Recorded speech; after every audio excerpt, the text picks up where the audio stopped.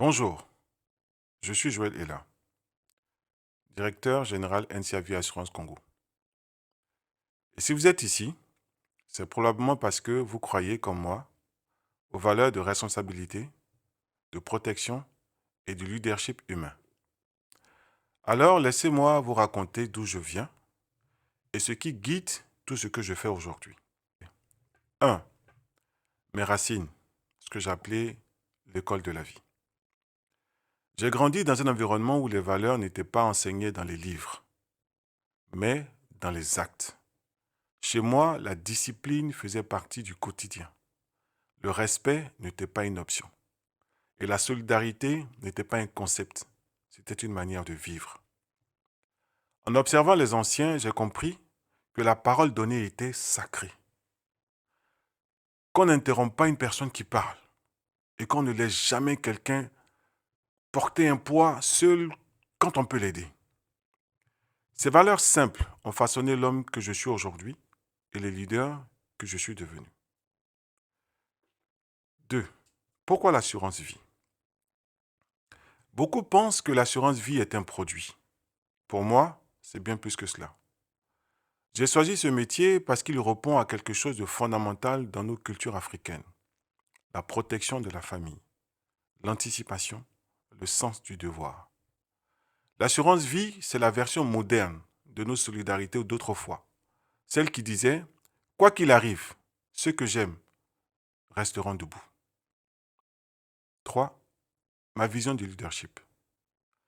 Avec les années, j'ai compris que le leadership n'est pas une posture. Ce n'est pas parler plus fort que les autres, ni accumuler les titres sur un CV.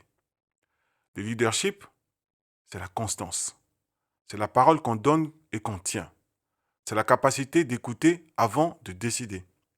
J'ai vu des décisions changer des vies. Et j'ai vu l'inconstance en détruire d'autres.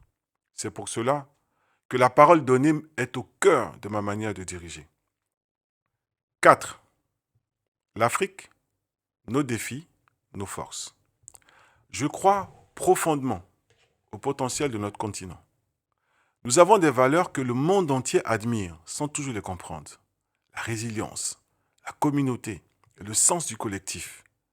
Notre défi aujourd'hui, c'est d'allier authenticité et modernité, d'embrasser la performance sans perdre l'humanité et d'incarner un leadership africain qui inspire et qui rassure et qui élève. 5. Je prends la parole publiquement pourquoi? Si aujourd'hui je partage mes réflexions, c'est parce que je crois que nous avons tous quelque chose à transmettre.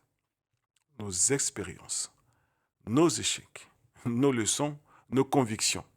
J'aimerais que mon parcours puisse servir à ceux et celles qui se construisent, qui dirigent et qui aspirent à diriger. Et peut-être à donner à certains le courage d'aller plus loin. Je veux conclure pour dire que